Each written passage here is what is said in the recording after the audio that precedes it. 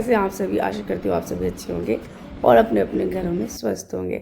तो ब्लॉग की शुरुआत कर रही हूँ मैं शाम से। शाम को दिया बाती करके सोचा थोड़ा सा नीचे वॉक करके आती हूँ। ठंड तो बहुत है, जैसा कि आप मुझे देख सकते हो मैं कितनी टायर्ड अप होकर जा रही हूँ, पूरा कोट और स्कार्फ वगैरह लेकर, क्योंकि बहुत ज़्यादा ठंडी हवा चल रही थी। बहुत दिनों के बाद मैं नीचे उतरी हूँ।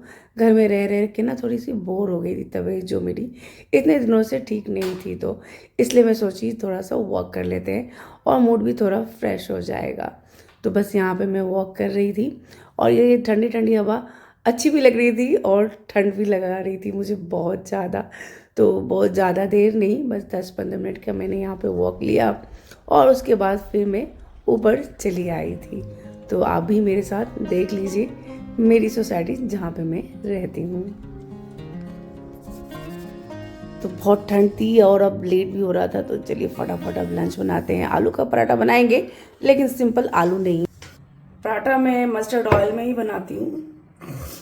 तो यहाँ पे ये दरदरा कूटा हुआ धनिया, हींग, जीरा आप चाहें तो डाल सकते हैं, लेकिन मैं जीरा नहीं डालती हूँ। कभी कभी डाल लेती हूँ, कभी कभी नहीं डालती हूँ। ज़्यादातर मैं दरदरा कूटा हुआ धनिया ही डालती हूँ और हींग तो मैं ज़रूर ही डालती हूँ। उसके बाद ये बारीक प्याज और विंटर का सीज़न है और इतनी सारी सब्जियां मिल रही हैं, तो जब तक मिल रही हैं सोचती हूँ मैं हर एक चीज़ में मैं इसे ऐड करूँ। अब इसमें और क्या डालूँगी मैं, तो मसाले में मैं डालूँगी, ये है पाव भाजी मसाला 1 चम्मच, और ये है अनार का दाना। अनार का दाना मैं गोभी का पराठा, मूली का पराठा मुझे पसंद आता है, इन सब में मैं डालती हूँ। हल्का हल्का खट्टा लगता है ना, कुछ लोग अमचूर डालते हैं, मुझे अनारदाना ज़्यादा पसंद है। उसके बाद मैंने ये पालक भी डाल दिया। अब इतनी सारी सब्जियां हैं तो सिर्फ आलू क्यों खाना है ना, आलू के साथ ये सारी चीज़ें भी उसी में मिक्स करके खाते हैं। तो थोड़ा सा ये सॉफ्ट हो जाए, गाजर और पालक का कच्चापन निकल जाए, तब तक हम इसे भून लेंगे। इसमें साथ ही में डाल देंगे हम नमक। अब इसमें डाल देंगे थोड़ी सी चिली फ्लेक्स, अगर आप तीखा ज़्यादा पसंद करते हैं तो मेरी तरह चिली फ्लेक्स थोड़ा सा डालिए और थोड़ा सा ब्लैक पेपर। ये मैं ज़्यादातर सभी पराठे में डालती ही डालती। और उसके बाद ये ग्रेट करके मैंने आलू रखा हुआ था, इसको ग्रेट करके रखने से फ़ायदा ये होता है कि आपको ज़्यादा इसे मैशने और मिलाने की ज़रूरत नहीं पड़ती। आलू ठंडा हो जाए तभी आप ग्रेट करें, गरम गरम आलू को ग्रेट करने से वो गीला हो जाता है। बस अब ये तैयार हो गया स्टफिंग।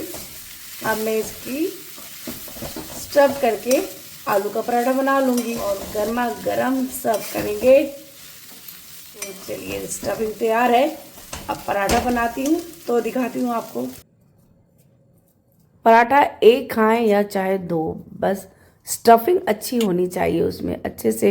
जब तक उस पराठे में स्टफिंग नहीं होगी तो पता कैसे चलेगा कि आप किस चीज़ का पराठा खा रहे हैं। तो देखिए इतना स्टफिंग किया है मैंने कि उसके बेलने के बाद भी आलू ऊपर ऊपर नज़र आ रही है। तो अच्छी तरह से मैं स्टफिंग करके इसे बनाती हूँ और बस एक ही पराठा मेरे लिए तो काफ़ी होता है। लास्ट में दोनों तरफ से सेक लेने के बाद थोड़ा सा इस पर बटर डाल दिया और बस यहाँ पे आंवले का छुंदा, धनिया की चटनी और ये है तीसी का लड्डू।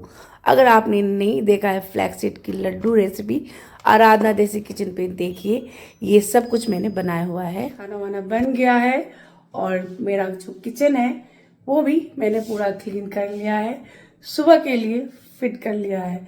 तो रात के अभी बज रहे हैं, आपको टाइम दिखा दूँ, रात के बज रहे हैं 9।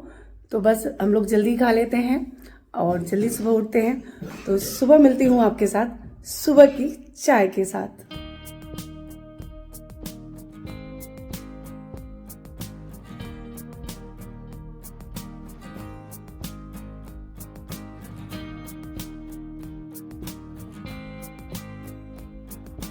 तो सुबह के ये 7 बज रहे हैं और आप देख सकते हैं धूप के साथ साथ फॉग भी कितनी है, कुछ भी दूर दूर तक दिखाई नहीं दे रहा है। तो ठंड तो यहाँ पे अभी भी है, धूप भी है और फॉग भी है। तो बस इस तरह से सुबह का चाय एंजॉय करने के बाद घर के छोटे मोटे काम को कंप्लीट किया मैंने, साफ़ सफाई करना और चीज़ों को अपनी जगह पे अरेंज करके रख देना। इसके बाद बनाया था ब्रेकफास्ट, और ब्रेकफास्ट में क्या बनाया था, तो चूड़ा और मटर। हम लोगों का सबसे फेवरेट विंटर का ये ब्रेकफास्ट है। क्या आप लोगों ने कभी ऐसे खाया है, चूड़ा और मटर साथ में? खाया है तो बताना ज़रूर, और अगर नहीं खाया है तो आराधना देसी किचन पे इसकी रेसिपी है, आप जाकर देख सकते हैं। उसके बाद बस यहाँ पे मैं नहा के आई थी। इसके बाद तो 5 से 10 मिनट में खुद को अपने स्किन के लिए पैम्परिंग ज़रूर करती हूँ। ये बहुत मस्ट होता है, घर का ख्याल तो हम रखते ही हैं, अपना हम ख्याल रखना भूल जाते हैं। तो इसलिए मैं जैसे ही नहा के आती हूँ वैसे ही ये सब कुछ कर लेती हूँ। 5 से 7 मिनट तक अच्छी तरह से फेस पे मसाज करती हूँ, सीरम लगाती हूँ। क्रीम चाहे आप जो भी इस्तेमाल करें, लेकिन स्किन का जो सीरम आता है अच्छे ब्रांड का ही इस्तेमाल करें। उसके बाद बस कोम करके थोड़ा बहुत सिंदूर, बिंदी और लिप बाम लगाया। स्किन को मॉइस्चराइजर करना बहुत ज़रूरी है। मैंने ब्यूटिशियन का कोर्स किया हुआ है, वही इसलिए आपको यहाँ पे दिखा रही हूँ। अगर आपको कुछ मुझसे टिप्स चाहिए ब्यूटी से रिलेटेड, स्किन से रिलेटेड, तो क्वेश्चन कीजिएगा, मैं आपको आंसर ज़रूर दूँगी। और अपने नहा के आते ही स्किन को ज़रूर मॉइस्चर दीजिए, अच्छी तरह से क्रीम ज़रूर लगाइए, क्योंकि उस समय हमारे स्किन के पोर खुले हुए रहते हैं। आप जो भी अप्लाई करेंगे वो अच्छी तरह से आपके स्किन में एब्जॉर्ब होगा और आपकी त्वचा बहुत अच्छी दिखेगी। कुछ नहीं, आप 1 सप्ताह तक ये रूटीन वर्क करके देखिए, मॉइस्चराइज़र, सीरम और क्लीन। बस ये सब कुछ करने के बाद थोड़ी देर धूप में मैं बैठती हूँ। ये बहुत ज़रूरी होता है विंटर में, आपको विटामिन डी भी लेनी बहुत ज़रूरी होती है। चलिए मिलते हैं नेक्स्ट वीडियो में नेक्स्ट ब्लॉग के साथ। ब्लॉग पसंद आया है तो लाइक ज़रूर दीजिएगा, और आप मुझे कहाँ से देख रहे हैं ये भी ज़रूर बताइएगा।